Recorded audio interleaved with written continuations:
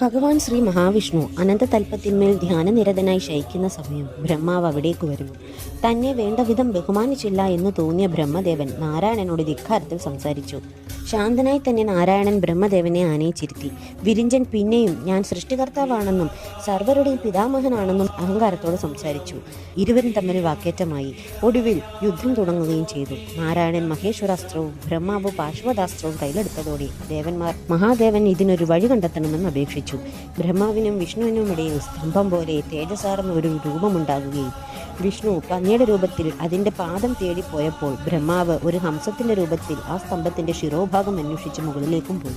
ഏറെ സഞ്ചരിച്ചിട്ടും താഴ്ഭാഗം കാണാതെ വിഷ്ണു താൻ ആദ്യം നിന്ന സ്ഥലത്ത് തന്നെ തിരിച്ചെത്തി. ബ്രഹ്മാവാകട്ടെ ശിരോഭാഗം കാണാതെ വിഷമിച്ചു നിന്നപ്പോഴാണ് ഒരു കേതകി താഴേക്ക് വരുന്നതായി കണ്ടത്. താൻ ഈ സ്തംഭത്തിന്റെ ഏതാണ്ട് മധ്യഭാഗത്തിൽ നിന്നും വരുന്നതാണെന്നും അനേകം വർഷമായി സഞ്ചരിച്ചിട്ടാണ് ഇവിടെ എത്തിയതെന്നും പറഞ്ഞു. എന്നാൽ ബ്രഹ്മദേവൻ താൻ ലക്ഷ്യസ്ഥാനത്ത് എത്തുകയും അതിന് പുഷ്പം സാക്ഷിയാണെന്ന് എല്ലാവരും കേട്ട് പറയണമെന്നും പുഷ്പത്തിനെ ചട്ടം കെട്ടി മഹാവിഷ്ണുവിന്റെ അടുത്ത് തിരികെ എത്തി. പദ്ധതി പ്രകാരം ബ്രഹ്മദേവൻ എല്ലാം പറഞ്ഞു ഫലിപ്പിച്ചപ്പോൾ നാരായണൻ ബ്രഹ്മദേവനെ നമസ്കരിക്കുമ്പോഴാണ് സ്തംഭത്തിൽ നിന്നും മഹാദേവൻ രൂപധാരിയായി പുറത്തേക്ക് വന്നത്.